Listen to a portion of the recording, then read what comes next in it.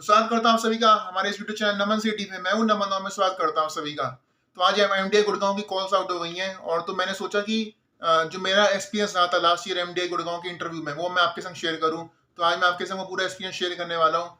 और एक चीज़ की ना बड़ी कमी है यूट्यूब पे, मतलब आप इंटरव्यू एक्सपीरियंस ढूंढने जाओगे ना तो बहुत कम मिलेंगे आपको। जब लास्ट ईयर मैं भी ढूंढ रहा था ना, मिलते ही नहीं थे। तो मैं लास्ट ईयर ये सोच लिया था कि जब भी मैं यूट्यूब चैनल खोलूंगा तो मैं उस पर अपने इंटरव्यू एक्सपीरियंस जरूर शेयर करूंगा।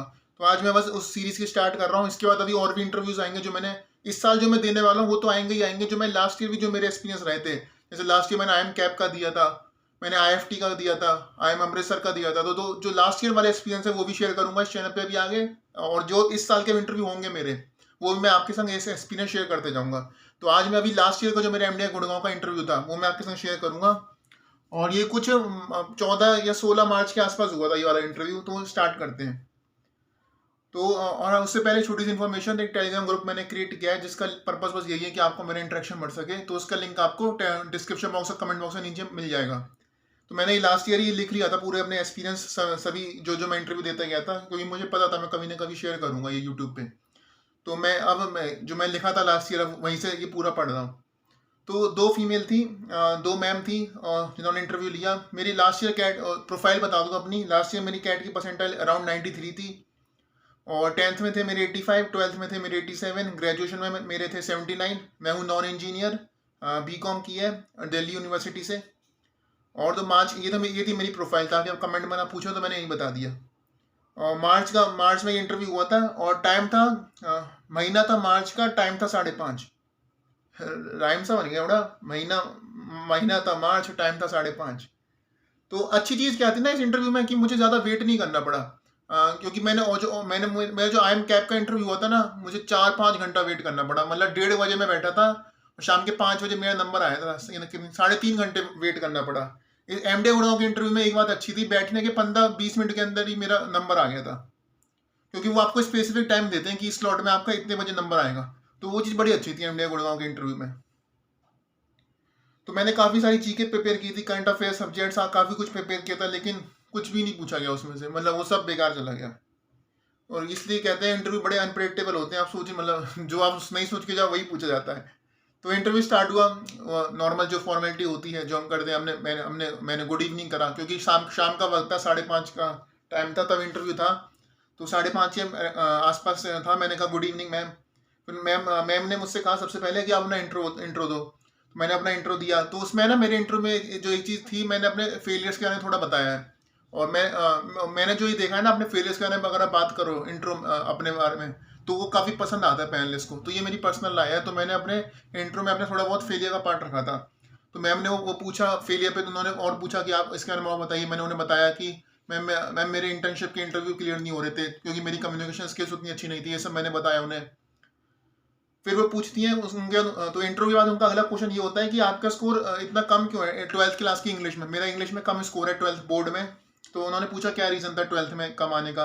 तो मैंने बताया मैं प्रेशर हैंडल नहीं कर पाया था। और क्योंकि पहला एग्जाम हमारा इंग्लिश का ही पढ़ा था, तो मैं मतलब 12th का बोर्ड एक होता है ना, एक बड़ा चीज़ देखी जाती है। तो मैं अपना प्रेशर हैंडल नहीं कर पाया था उसके बाद। लेकिन उसके बाद जो एग्जाम हुए मेरे अच्छे हुए, क्योंकि मैं फिर उस दिन के बाद प्रेशर हैंडल करना बेटर हो गया। मैम ने पूछा कि आपके 10th में तो लेकिन सही आए हैं, 10th में नहीं हुआ आपको इंग्लिश में प्रेशर। तो मैंने बताया मैम 10th में जब हम होते हैं, मैं जो आपको एग्जैक्ट आंसर दिए थे ना उस दिन, मैं आपको वही सब बता रहा हूँ। मैं कुछ भी अपने मन से बना नहीं रहा। जो मैंने एग्जैक्ट आंसर उस दिन दिए थे वही सब बता रहा हूँ। मैम ने जब पूछा कि आपको 10th में नहीं प्रेशर नहीं आया, 10th में तो आपके इंग्लिश में सही है। तो मैंने कहा मैम 10th में क्या था, हम उस वक्त उतनी मैच्योरिटी नहीं होती है। आप उस वक्त जानते नहीं हो कि बोर्ड की क्या इंपॉर्टेंस होती है। लेकिन 10th से जो 12th का पीरियड होता है उसमें आप मैच्योर ज़्यादा हो जाते हो, और मैच्योरिटी के संग फिर प्रेशर भी आता है, प्रेशर ऑफ एक्सपेक्टेशंस भी आता है। तो 10th में मेरे पे उतना प्रेशर मुझे फील नहीं किया था बोर्ड के टाइम, लेकिन 12th में मुझे फील हो रहा था। इसलिए मेरा जो पहला पेपर था 12th का इंग्लिश का, वो उतना अच्छा नहीं हुआ था। तो मैम कहती हूँ ओके। फिर इसके बाद मैम ने तुरंत कहा कि मैम ने कहा कि मतलब कॉम्प्लीमेंट दिया मुझे कि आप बहुत ऑनेस्ट हो। मतलब उन्होंने ये भी कहा था कि मैं ज़्यादा ऐसे कैंडिडेट देखती नहीं हूँ जो इतनी ऑनेस्टली आंसर करें।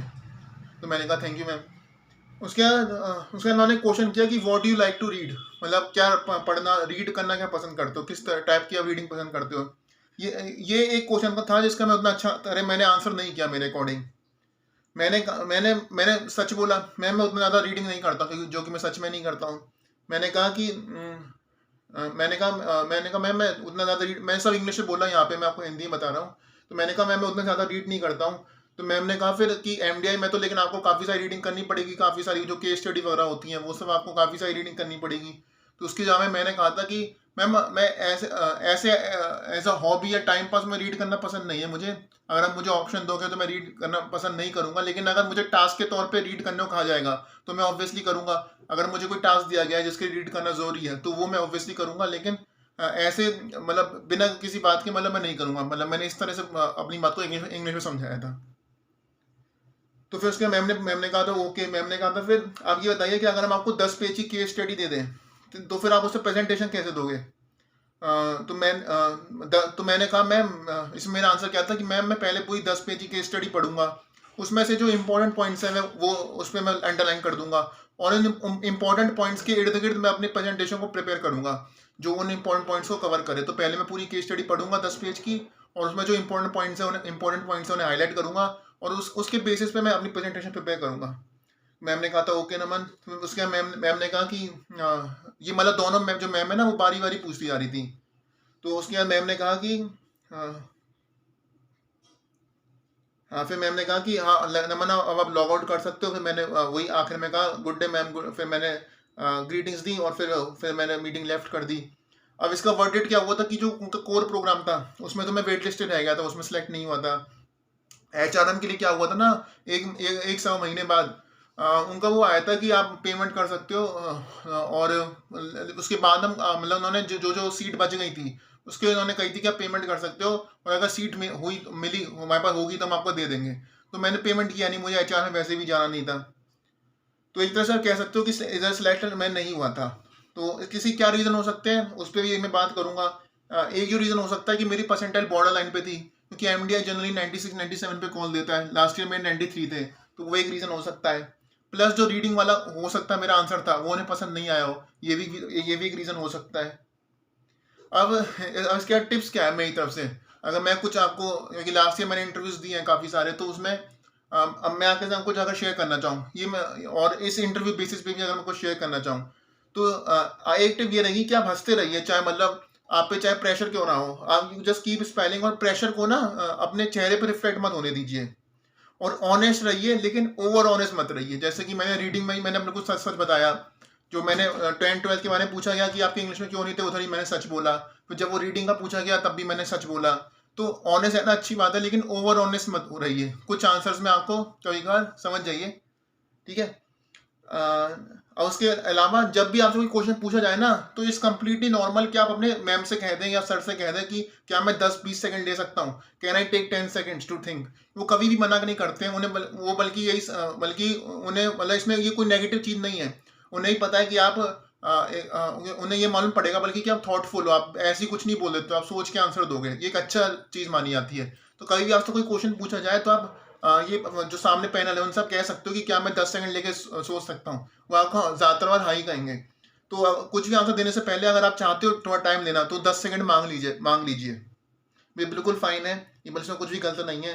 कम से कम अपने 2 सब्जेक्ट्स अपने ग्रेजुएशन के जरूर प्रिपेयर करें, उसमें से वो पूछ सकते हैं। हालांकि मेरे इस एमडीआई गुड़गांव के इंटरव्यू में नहीं पूछा गया था, लेकिन वैसे वो पूछ सकते हैं।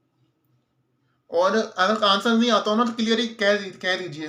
वो कचौड़ी मतलब क्या होता है ना, बोला वो क्या जलेबी मत बनाइए, हाँ जलेबी मत बनाइए, सीधे कह दीजिए नहीं आता। और ये मत कहिए कि I don't know the answer, उससे बेटर लाइन ये कह दीजिए कि right now I am unable to recall, but after the interview I will definitely go back and check it. तो ये फिर बेटर आंसर है, ये कहने से अच्छा कि मुझे नहीं आता, ये कह दीजिए मुझे याद नहीं आ रहा है और इंटरव्यू के बाद मैं जरूर चेक करूंगा इसे।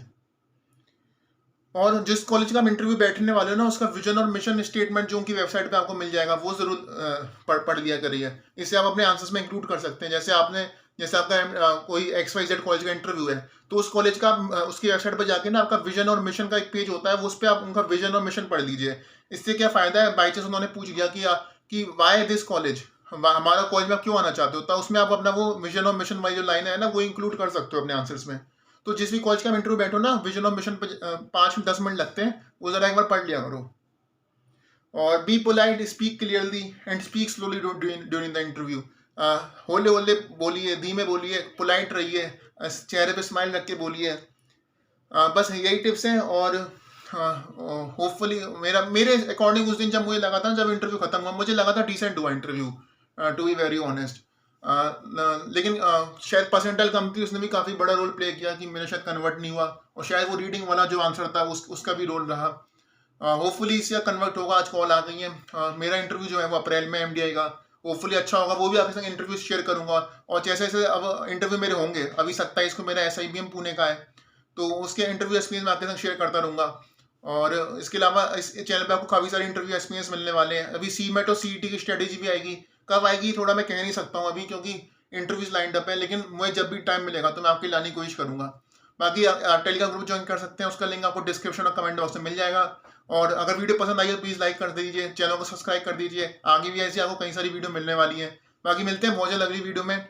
और आप भी बताइए कि मतलब आपको कैसा लगा, इंटरव्यू कैसा गया मेरा, मतलब below average, average, above average, और मैं क्या बेटर आंसर दे सकता था, इस पे भी आप मुझे एडवाइस दे सकते हैं, क्योंकि मैं भी अभी सीख रहा हूँ, तो आपसे भी मैं सीखना चाहूँगा कि आप इस पे इस सिचुएशन में क्या आंसर देते हैं। तो आप अपनी राय भी शेयर करें। कोई आपकी क्वेरी हो उसके लिए आप यूट्यूब कमेंट बॉक्स यूज़ कर सकते हैं, या फिर टेलीग्राम ग्रुप पे ज्वाइन कर सकते हैं। बाकी मिलते हैं बहुत जल्द अगली वीडियो में। और इसके बाद कौन सा इंटरव्यू एक्सपीरियंस रहा वो मुझे बता दीजिएगा। मैंने कैब का दिया था, मैंने आईएफटी का दिया था इंटरव्यू, आईएम अमृतसर का दिया था।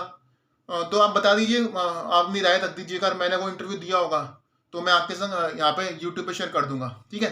तो अब इसके बाद कई सारी इंटरव्यू एक्सपीरियंस की वीडियो इस चैनल पे आने वाली है। तो मिलते हैं बहुत जल्द अगली वीडियो में। Thank you.